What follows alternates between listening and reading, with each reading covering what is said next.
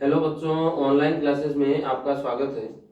पिछले वीडियो में हमने विद्युत क्षेत्र की तीव्रता का अध्ययन किया था और हमने बिंदु आवेश के कारण विद्युत क्षेत्र की तीव्रता का व्यंजक प्राप्त किया था।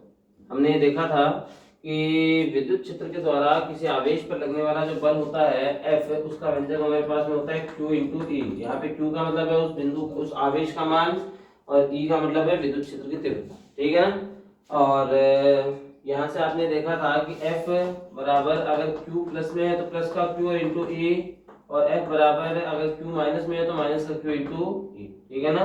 प्लस का चिन्ह दर्शाता है कि F और E की दिशा समान है और माइनस का चिन्ह दर्शाता है कि F और E की दिशा विपरीत है। मतलब आप ये कह सकते हो कि जो धनावेश है उस पर विद्युत क्षेत्र की दिशा में ही बल लगता है, F और E की दिशा समान है। ठीक है ना। अर्थात धनावेश पर विद्युत क्षेत्र की दिशा में ही बल लगता है और ये जो ऋणावेश है इस ऋणावेश पर विद्युत क्षेत्र की विपरीत दिशा में बल लगता है। समझ गए मेरी बात को। अर्थात धनावेश पर विद्युत क्षेत्र की दिशा में और ऋणावेश पर विद्युत क्षेत्र की विपरीत दिशा में बल लगता है। ठीक है ना। अब एक बात और देखिए, आप इसने आपको ये कहा है कि विद्युत क्षेत्र की जो तीव्रता होती है वो धनावेश यानी प्लस के आवेश के लिए तो बहिर्मुखी होती है, बाहर की ओर होती है, और ऋणावेश के लिए अंतर्मुखी होती है। यहाँ से इसका मात्रक हमारे पास में क्या हो सकता है, E बराबर हमारे पास में क्या हो जाएगा, F अपॉन Q। तो यहाँ से F का मतलब तो न्यूटन और बट्टा Q का मतलब क्या हो गया, कूलाम। तो इसका ऐसा ही मतलब हो जाएगा न्यूटन प्रति कूलाम। ठीक है ना। समझ गए आप मेरी बात को। हमने बिंदु आवेश के कारण विद्युत क्षेत्र की तीव्रता का व्यंजक प्राप्त किया था और इसके बाद में हमने आवेशों के एक निकाय के कारण से विद्युत क्षेत्र की तीव्रता का व्यंजक प्राप्त किया था कि आवेशों के निकाय के कारण से जो विद्युत क्षेत्र की तीव्रता है वो कितनी होती है। अब इसके बाद में हमने इस पे आधारित कुछ प्रश्नों को हल किया था। अब हम एक और एग्जाम्पल को हल करते हैं इस पे आधारित, जो कि अच्छा प्रश्न भी है। उस एक प्रश्न को हल करने के बाद में हम अगला टॉपिक देखेंगे कि अगला टॉपिक किस हिसाब से क्या हमें बता रहा है। देखिएगा, एग्जाम्पल आपकी पाठ्य पुस्तक का एग्जाम्पल है 15 का।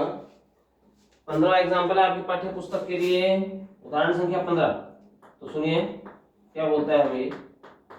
इसमें हमें बताया गया है कोई इलेक्ट्रॉन 2 × 10⁴ न्यूटन प्रति कूलाम परिमाण के एक समान विद्युत क्षेत्र में, कोई इलेक्ट्रॉन 2 × 10⁴ न्यूटन प्रति कूलाम परिमाण के एक समान विद्युत क्षेत्र में 1.5 सेंटीमीटर दूरी तक गिरता है। क्षेत्र का परिमाण समान रखते हुए इसकी दिशा उत्क्रमित कर दी जाती है। उत्क्रमित का मतलब उल्टी कर दी जाती है। और अब कोई प्रोटॉन इसी क्षेत्र में उतनी ही दूरी तक गिरता है। दोनों प्रकरणों में गिरने में लगे समय की गणना कीजिए और इस परिस्थिति की गुरुत्व के अधीन मुक्त पतन से तुलना कीजिए। ठीक है ना। तब हम करेंगे, कोई दिक्कत की बात नहीं है। देखते हमारे पास में कितना क्या होता है। हमें बोल रखा है कोई इलेक्ट्रॉन है जो कि 2 × 10⁴ न्यूटन प्रति कूलाम परिमाण के एक समान विद्युत क्षेत्र में 1.5 सेंटीमीटर की दूरी तक गिरता है। ठीक है, कोई इलेक्ट्रॉन गिरता है किसी विद्युत क्षेत्र में। तो हम लोग पहले इलेक्ट्रॉन के लिए देख रहे हैं। पहले किसी इलेक्ट्रॉन के लिए हमें बोला गया है कोई इलेक्ट्रॉन गिरता है किसी विद्युत क्षेत्र में 1.5 सेंटीमीटर की दूरी तक। तो यहाँ से देखिए आप विद्युत क्षेत्र की जो विद्युत क्षेत्र के लिए अगर हम प्रतिरूप देखें तो ये जैसे हमारे पास में प्लस की प्लेट हो गई और यहाँ पे हमारे पास में ऋणात्मक आवेशित प्लेट हो गई और विद्युत क्षेत्र की जो दिशा है वो धनावेश से ऋणावेश की ओर होती है। अब यहाँ से आप देखिए इस विद्युत क्षेत्र का परिमाण जो है वो आपने E मान लिया। ठीक है, और इस E का मान आपको दे रखा है 2 × 10⁴ न्यूटन प्रति कूलाम। ठीक है, और ये कोई इलेक्ट्रॉन है यहाँ पे। ठीक है, और ये जो इलेक्ट्रॉन है ये इस विद्युत क्षेत्र में 1.5 सेंटीमीटर की दूरी तक गिरता है। मतलब इस H का मान हमारे पास में कितना है, 1.5 सेंटीमीटर। H का मान हमें दे रखा है 1.5 सेंटीमीटर की दूरी तक गिरता है। इस सेंटीमीटर को आप मीटर में परिवर्तित कीजिए तो 1.5 और गुणा में आ जाएगा 10⁻² मीटर। ठीक है, आगे हमें बोला गया इसमें कि ये इसमें गिरता है तो गिरने में लगे समय की हमें गणना करनी है। आप देखिए ये इलेक्ट्रॉन इसमें गिरेगा। अब ये जरूरी नहीं कि नीचे की तरफ ही गिरेगा, क्योंकि इलेक्ट्रॉन जो है उस पे इस विद्युत क्षेत्र के द्वारा बल लगेगा तभी तो ये गिरेगा। तो इलेक्ट्रॉन पर इस विद्युत क्षेत्र के द्वारा एक बल आरोपित होगा, उस बल के प्रभाव में ये इलेक्ट्रॉन गिरेगा। अब ये किधर गिरेगा, इस पे बल किधर लगता है, तो इलेक्ट्रॉन पर विद्युत क्षेत्र की विपरीत दिशा में बल लगता है। और इलेक्ट्रॉन पर अगर विद्युत क्षेत्र की विपरीत दिशा में बल लगता है तो ये तो विद्युत क्षेत्र की दिशा है। ठीक है, तो इलेक्ट्रॉन पर लगने वाले बल की दिशा कौन सी हो जाएगी, ये वाली हो जाएगी, नीचे की ओर गिरेगा। ठीक है, इस पे इधर की ओर बल लग रहा है। ठीक है ना। अब हमें आगे इसमें गणना करनी हो तब हम क्या कर सकते हैं, देखिए हमें ज्ञात करना है गिनने में लगे समय की गणना करनी है हमें, ठीक है। गिनने में लगने वाले समय की गणना हमें करनी है। टी का मान है समय का मान, इसके लिए इलेक्ट्रॉन के लिए हमें ज्ञात करना है, ठीक है। तो आप देखिए पहला समीकरण आप काम में ले सकते हैं। हमारे पास में क्या होता है, देखिए v बराबर होता है u प्लस 80, ठीक है। या फिर पहला समीकरण है v बराबर u प्लस 80। कौन सा समीकरण लग सकता है इसमें, उसके बारे में हम लोग विचार कर रहे हैं। एक तो होता है v बराबर u प्लस 80, एक दूसरा होता है s बराबर ut plus half A T का स्क्वायर, और यहाँ पे हो जाएगा तीसरा समीकरण v स्क्वायर बराबर u स्क्वायर प्लस 2as, ठीक है ना। ये तीन समीकरण होते हैं। अब इनमें से कौन सा समीकरण आपको लगाना पड़ेगा इसके बारे में हम लोग विचार करते हैं। देखिए क्या होगा, किस प्रकार से होगा। भाई s की जगह तो आप मान लीजिए यहाँ पे आपने ऊंचाई ले रखी है h, तो यहाँ पे h आ जाएगा, कोई दिक्कत की बात नहीं, ठीक है ना।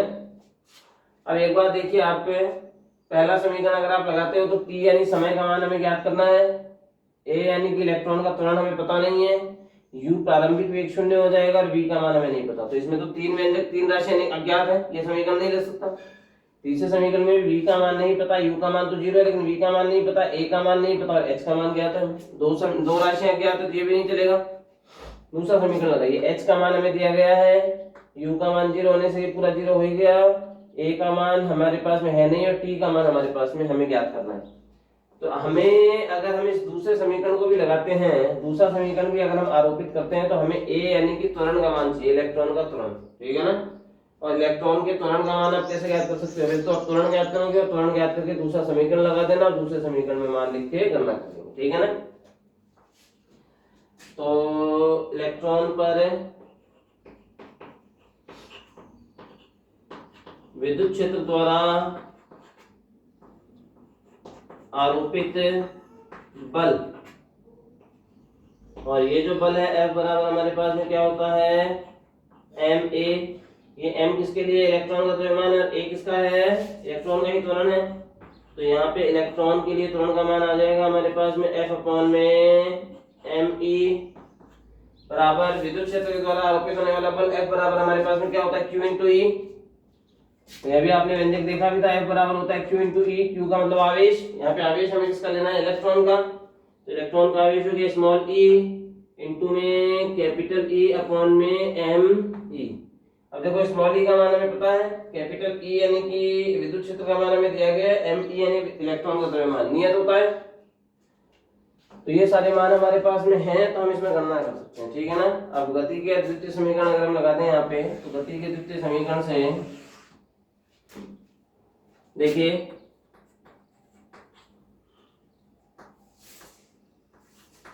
गति के द्वितीय समीकरण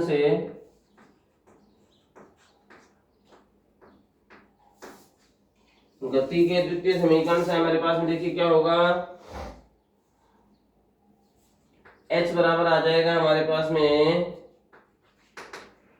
ut प्लस, या फिर s बराबर होता है हमारे पास में ut plus half A T का स्क्वायर।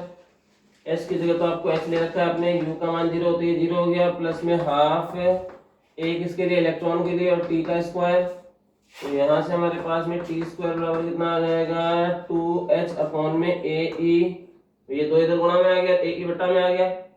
तो यहाँ से 2h अपॉन में ए ई का मान, इलेक्ट्रॉन के लिए त्वरण का मान हमारे पास में देखिए कितना है, small e capital E upon में एम ई। तो इसका मान लिखिए आप, स्मॉल e कैपिटल E और अपॉन वाला एम ई जो है ये ऊपर चला जाएगा। तो यहाँ से t बराबर आ जाएगा हमारे पास में √2h एम ई अपॉन में स्मॉल e कैपिटल E, ठीक है, समझ गए आप मेरी बात को। अब आगे अगर अपन देखते हैं इसमें, तो आपके पास में h का मान है, एम ई का मान हमें पता है, e का मान पता है और कैपिटल E का मान हमें पता है। तो यहाँ से समय ज्ञात किया जा सकता है, और यहाँ से जब हम ज्ञात करें तो स्मॉल t बराबर होगा हमारे पास में रूट और 2 इंटू एच का मान हमारे पास में 1.5 गुणा 10 की घात माइनस का 2 गुणा में एम ई यानी इलेक्ट्रॉन का द्रव्यमान होता है 9.1 गुणा 10 की घात माइनस में 31 बट्टा स्मॉल ई का मान है 1.6 गुणा 10 की घात माइनस में 19 इंटू कैपिटल ई का मान हमारे पास में है 2 गुणा 10 की घात 4 2 गुणा 10 की घात 4, ठीक है। और जब हम यहाँ से हल करते हैं तो हमें देखिए गणना क्या प्राप्त होती है। पहली बात तो 4 घाते तो ये कम कर दो, 10 की घात माइनस का 15 बचेगा, माइनस के 15 घात और इसमें से 15 घाते आप और कम कर दो, 10 की घात माइनस 16 बच जाएगी। माइनस 16 माइनस 2 कितना हो गया, माइनस 18, माइनस 10 की घात माइनस 18 का रूट कितना होगा, 10 की घात माइनस 9। मतलब जो समय आपको मिलेगा वो 10 की घात माइनस 9 का गुणज मिलेगा, ठीक है ना। जो समय हमें प्राप्त होता है वो 10 की घात माइनस 9 का गुणज मिलता है। और इसकी गणना करने पर हमें जो समय है वो लगभग प्राप्त होगा 2.92 गुणा 10 की घात माइनस का 9 सेकंड, ठीक है ना। इसके हमें गुरुत्व के अधीन मुक्त पतन से भी तुलना करनी पड़ेगी। ये हमारे पास में आया है इलेक्ट्रॉन को गिरने के लिए लगने वाला समय। अब आगे वाला है, आपको इसने बोला है क्षेत्र का परिमाण आपने समान रखा है। अब हम विद्युत क्षेत्र का जो परिमाण है इसको हम नियत रखते हैं और विद्युत क्षेत्र के परिमाण को नियत रखते हुए इसकी दिशा उत्क्रमित कर देते हैं। मतलब यहाँ पे प्लस की प्लेट आ जाएगी, यहाँ माइनस की प्लेट आ जाएगी और इसमें किसी प्रोटॉन को छोड़ दिया, प्रोटॉन इतनी ही दूरी तक गिरता है, इस 1.5 सेंटीमीटर की दूरी तक ही गिरता है, ठीक है ना। तो अब प्रोटॉन को गिरने में कितना समय लगेगा वो आपको ज्ञात करना है। चलो हम गणना करते हैं, देखिए कोई दिक्कत की बात नहीं है। अब हम प्रोटॉन के लिए गणना करें, ठीक है। तो देखिए अब हम प्रोटॉन के लिए गणना कर रहे हैं। प्रोटॉन के लिए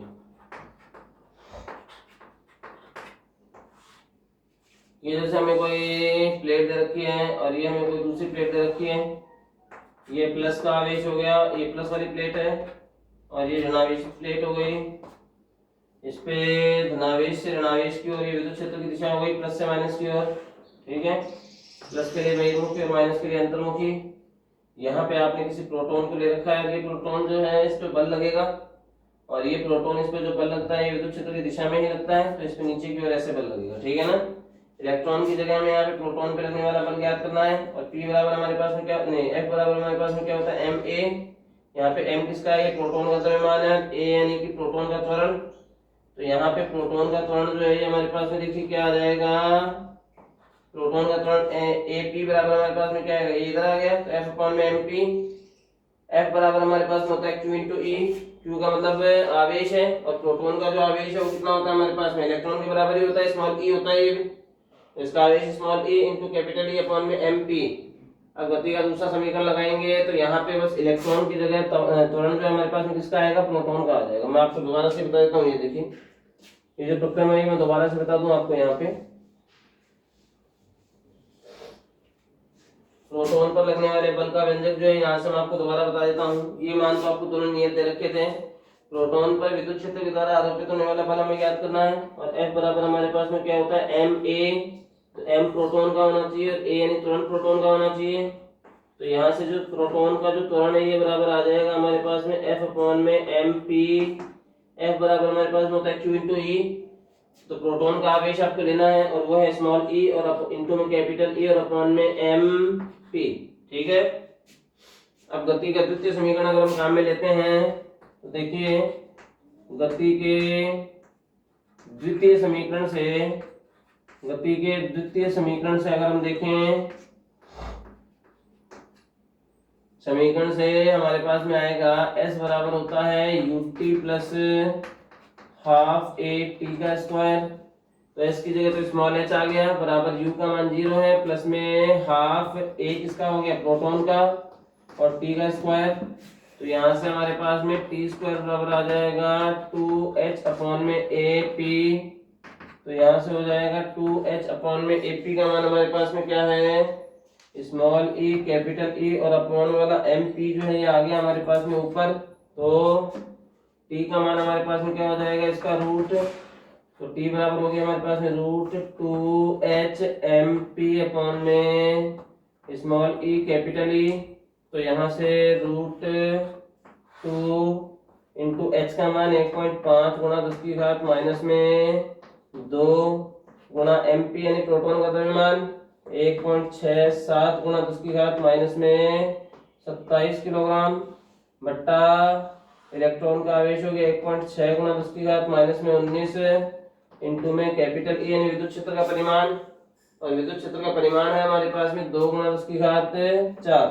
तो यहाँ से अगर हम देखें 4 घाते आप इसमें से कम कर दीजिए, कितना आ जाएगा हमारे पास 10 की घात माइनस का 15, 15 घाते में कम करो 10 की घात माइनस 12 और माइनस 2 कितना हो गया माइनस में 14, 10 की घात माइनस 14 का मतलब क्या है हमारे पास में 10 की घात माइनस 14 का रूट आप करोगे तो 10 की घात माइनस 7 आएगा।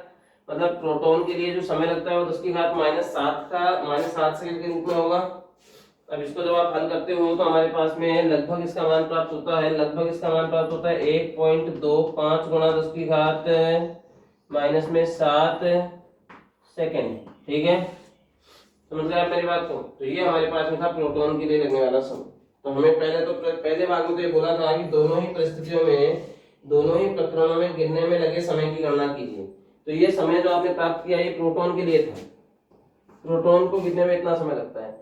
आपने इलेक्ट्रॉन के लिए भी समय प्राप्त किया था 10 की घात माइनस 9 सेकंड का गुणज था वो, और हमारे पास में है ये 2.92 गुणा 10 की घात माइनस में 9 सेकंड। इलेक्ट्रॉन के लिए जो आपने समय अभी ज्ञात किया था वो ये आया था लगभग 2.92 गुणा 10 की घात माइनस में 9 सेकंड। तो अब एक बात आप देखिए, आपको इसकी गुरुत्व के अधीन मुक्त पतन से तुलना करनी, ठीक है ना। तो इसमें 10 की घात माइनस 9 आया है, इसका मतलब ये समय जो ये कम है, इलेक्ट्रॉन को गिरने में जो समय लग रहा है ये कम है इस प्रोटॉन की तुलना में। प्रोटॉन के लिए 10 की घात माइनस 7 आया, मतलब 10 की घात माइनस 7 का मतलब क्या है, प्रोटॉन को गिरने में ज्यादा समय लगता है और इलेक्ट्रॉन को गिरने में कम समय लगता है। उल्टा है, 10 की घात 9 ज्यादा होती है 10 की घात 7 से, लेकिन 10 की घात माइनस 9 कम होती है 10 की घात माइनस के 7 से, ठीक है ना। मतलब इलेक्ट्रॉन को गिरने में कम समय लगता है और प्रोटॉन को गिरने में ज्यादा समय लगता है। अब ये तो गलत बात है, क्योंकि देखो इलेक्ट्रॉन का जो द्रव्यमान है वो हमारे पास में होता है, इलेक्ट्रॉन का द्रव्यमान हमारे पास में होता है 9.1 गुना 10 की घात माइनस में 31 किलोग्राम, ठीक है। और प्रोटॉन का द्रव्यमान हमारे पास में होता है 1.67 गुना 10 की घात माइनस में 27 किलोग्राम। अब यहाँ से देखो 10 की घात माइनस 27 आ रहा है प्रोटॉन में, तो इसका मतलब ये है कि प्रोटॉन का जो द्रव्यमान है ज्यादा है इलेक्ट्रॉन वाले द्रव्यमान की तुलना, ठीक है ना। प्रोटॉन का द्रव्यमान इलेक्ट्रॉन के द्रव्यमान से ज्यादा है, फिर भी प्रोटॉन को ज्यादा समय लग रहा है और इलेक्ट्रॉन को कम समय लग रहा है। देखो समझ रहे हो ना मेरी बात को। भाई एक वस्तु है, एक आपके पास में किसी चिड़िया का एक पंख है, एक आपके पास में 5 किलो की कोई वस्तु है, उन दोनों को आप एक साथ में छोड़ दीजिए समान ऊंचाई से, ठीक है। आपने उन दोनों को छत से एक साथ में छोड़ दिया, एक तो चिड़िया का पंख है और एक आपके पास में है कोई 5 किलो द्रव्यमान की वस्तु, उनको छोड़ दीजिए तो 5 किलो द्रव्यमान वाली वस्तु जो पहले गिरती है उस चिड़िया के पंख की तुलना में, ठीक है। अर्थात ये कहा जा सकता है कि गुरुत्व के अधीन मुक्त पतन जो है, अर्थात ये कहा जा सकता है कि गुरुत्व के अधीन मुक्त पतन जो है वो पिंड के द्रव्यमान पर निर्भर करता है, कण के द्रव्यमान पर निर्भर करता है। गुरुत्व के अधीन मुक्त पतन कण के द्रव्यमान पर निर्भर करता है, ठीक है ना। गुरुत्व के अधीन मुक्त पतन जो है वो कण के द्रव्यमान पर निर्भर करता है, और द्रव्यमान अधिक होने पर समय कम लगता है और द्रव्यमान कम होने पर समय ज्यादा लगता है। ऐसा ही तो होता है गुरुत्व के अधीन मुक्त पतन में, भारी वस्तु जल्दी गिरती है तो गुरुत्व के अधीन मुक्त पतन द्रव्यमान पर निर्भर करता है। लेकिन यहाँ पे आप देखिए प्रोटॉन का द्रव्यमान ज्यादा है फिर भी इसको समय भी ज्यादा ही लग रहा है। भारी है प्रोटॉन तो, और प्रोटॉन भारी है फिर भी इसको समय ज्यादा लग रहा है, और इलेक्ट्रॉन हल्का है लेकिन फिर भी इसे समय कम लग रहा है, ठीक है ना। मतलब अर्थात गुरुत्व के अधीन मुक्त पतन कण के द्रव्यमान पर निर्भर करता है, जबकि जो गुरुत्व ये जो विद्युत क्षेत्र में जो पतन होता है वह कण के द्रव्यमान पर निर्भर नहीं करता, ठीक है ना। वो कण के द्रव्यमान पर निर्भर नहीं करता, ठीक है। अर्थात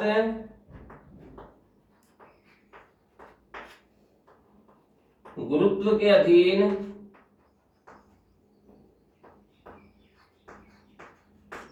मुक्त पतन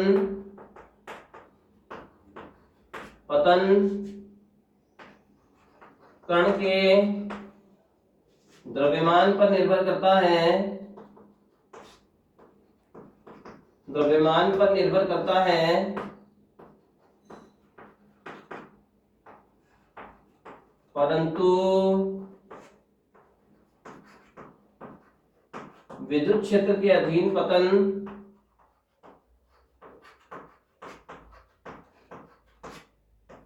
कण के द्रव्यमान पर निर्भर है, कण के द्रव्यमान पर निर्भर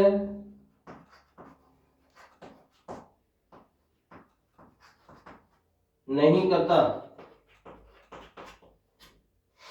समझा मेरी बात को,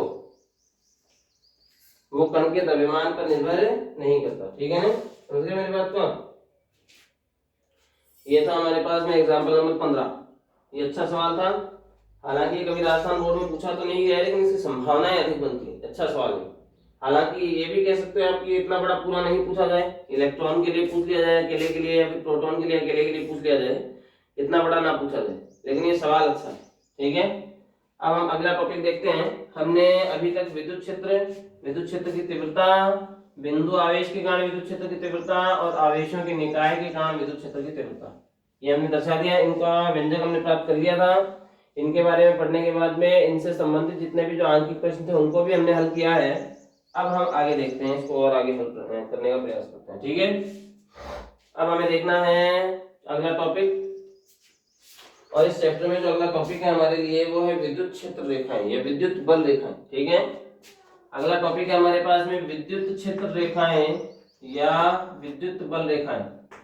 विद्युत क्षेत्र रेखाएं या विद्युत बल रेखाएं।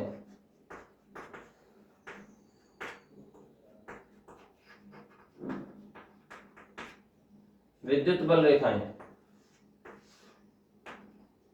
देखिए क्या है हमारे पास में और किस प्रकार से होगा इसका व्यंजन। देखिए, हमने विद्युत क्षेत्र के बारे में पढ़ा था और विद्युत क्षेत्र की तीव्रता का अध्ययन हमने किया। और विद्युत क्षेत्र की तीव्रता का जब आपने अध्ययन किया था, वहां आपने एक बात ये कही थी कि जो विद्युत क्षेत्र की तीव्रता होती है धनावेश के लिए तो बहिर्मुखी होती है और ऋणावेश के लिए अंतर्मुखी होती है। ठीक है, धनावेश के लिए बहिर्मुखी और ऋणावेश के लिए अंतर्मुखी। ठीक है, और इसी के अध्ययन के आधार पर देखिए आपने विद्युत क्षेत्र रेखाएं दर्शा दिया, यहाँ पे विद्युत क्षेत्र दर्शा दिया। धनावेश के लिए हमने बहिर्मुखी बोला था और ऋणावेश के लिए हमने अंतर्मुखी बोला था। तो ये विद्युत क्षेत्र जो है कुछ इस प्रकार से हो गया, धनावेश और ऋणावेश के लिए ये दिशा हो गई, इस ऋणावेश के लिए विद्युत क्षेत्र की तीव्रता है। तो कहने का जो अभिप्राय है वो ये है कि ये जो रेखाएं हैं विद्युत क्षेत्र की तीव्रता को दर्शा रही है, उसकी दिशा को दर्शा रही है। ठीक है ना, और विद्युत क्षेत्र की तीव्रता की दिशा दर्शाने के लिए रेखाएं आपने अपने मन से खींची है। वास्तव में किसी आवेश के परितः ऐसी रेखाएं नहीं होती, धनावेश या ऋणावेश कोई सा भी हो उसके परितः ये रेखाएं नहीं होती। तो पहली बात तो ये है कि ये जो रेखाएं हैं कौन सी रेखाएं होती हैं, काल्पनिक रेखाएं होती हैं। ठीक है ना, ये रेखाएं कैसी होती हैं, काल्पनिक रेखाएं होती हैं। ठीक है, अब ये जो रेखाएं हैं इनके किसी बिंदु पर अगर आप विद्युत स्पर्श रेखा खींचते हैं, ठीक है, किसी, पहली बात तो ये जो काल्पनिक रेखाएं हैं, तो ये काल्पनिक रेखाएं किनके परितः होती है, आवेश के परितः। कौन से आवेशों के परितः है, क्योंकि आप स्थिर विद्युत की पढ़ रहे हैं और स्थिर विद्युत की में और कुछ भी हो सकता है लेकिन आवेश गति नहीं कर सकता, आवेश स्थिर रहना चाहिए। तो हम ये कह सकते हैं कि ये स्थिर आवेश के परितः पाई जाने वाली काल्पनिक रेखाएं होती हैं। ठीक है ना, ये काल्पनिक रेखाएं कैसी होती हैं, क्या करती हैं काल्पनिक रेखाएं, अगर आप इनके किसी बिंदु पर स्पर्श रेखा खींच देते हैं, इनके किसी बिंदु पर अगर हम स्पर्श रेखा खींच देते हैं तो वो स्पर्श रेखा उस बिंदु पर परिणामी विद्युत क्षेत्र की दिशा दर्शाती है।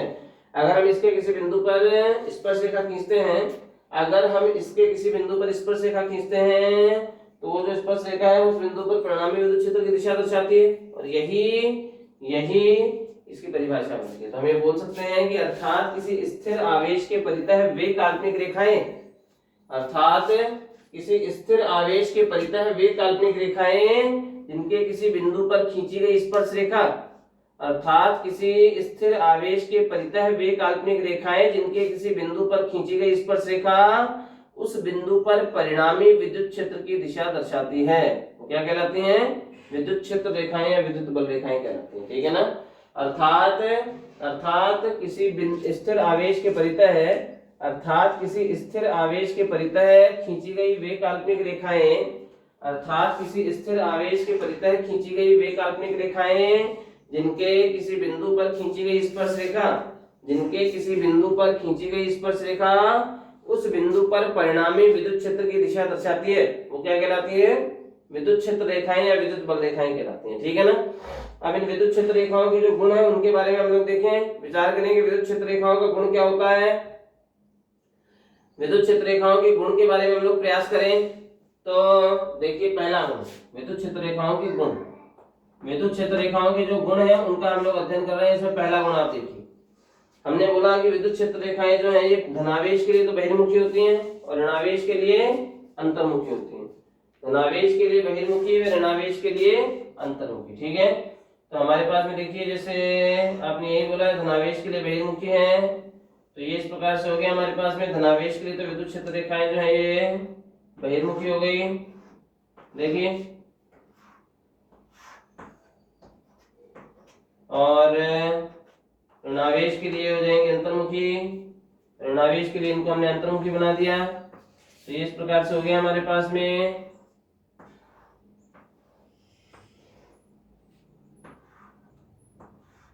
ये हो गई ऋणावेश के लिए अंतर्मुखी। अब यहां से अगर अपन देखें, इसमें देखिए आपने या तो आप इसके पहले गुण में ये बोल सकते हो कि ये विद्युत क्षेत्र रेखाएं जो है धनावेश के लिए बहिर्मुखी व ऋणावेश के लिए अंतर्मुखी होती हैं, और या फिर आप ये बोल सकते हो कि ये जो विद्युत क्षेत्र रेखाएं हैं ये प्लस का आवेश हो गया, ये हो गया हमारे पास में माइनस का आवेश, और धनावेश के लिए हमें इनको करना है बहिर्मुखी और ऋणावेश के लिए हमें इनको रखना है अंतर्मुखी। ठीक है, तो देखिए धनावेश के लिए तो विद्युत क्षेत्र रेखाएं जो है कैसी हो गई, बहिर्मुखी हो गई, और ऋणावेश के लिए अंतर्मुखी हो गई। क्या देखो, ये धनावेश के लिए तो बहिर्मुखी और ऋणावेश के लिए अंतर्मुखी है। विद्युत क्षेत्र रेखाएं धनावेश के लिए बहिर्मुखी और ऋणावेश के लिए अंतर्मुखी। देखो इस प्रकार से आ रही है, कुछ विपरीत अवस्था में भी होती है स्पर्श रेखाएं, ये विद्युत क्षेत्र रेखाएं सॉरी वक्रित अवस्था में होगी तभी आप इस पे स्पर्श रेखा खींच सकते हो, इस सीधी रेखा पे तो इस पे थोड़ी आप स्पर्श रेखा खींच सकते हो। इस प्रकार से हो गई, धनावेश के लिए हमें इनको बहिर्मुखी लेना है और ऋणावेश के लिए हमें इनको अंतर्मुखी लेना है। ठीक है, और ये धनावेश के लिए हो गई हमारे पास में बहिर्मुखी और इस ऋणावेश के लिए हो गई हमारे पास में ये अंतर्मुखी। ठीक है, मतलब इनकी जो दिशा है वो धनावेश से ऋणावेश की ओर होती है, इनकी जो दिशा है वो धनावेश से ऋणावेश की ओर होती है। ठीक है, समझ गए मेरी बात का। तो विद्युत क्षेत्र रेखाओं का जो पहला गुण है उसको हम क्या लिख सकते हैं, पहले गुण को हम लिख सकते हैं कि विद्युत क्षेत्र रेखाएं जो है ये धनावेश के लिए बहिर्मुखी व ऋणावेश के लिए अंतर्मुखी होती हैं। विद्युत क्षेत्र रेखाएं धनावेश के लिए बहिर्मुखी व ऋणावेश के लिए अंतर्मुखी होती हैं, अंतर्मुखी होती हैं।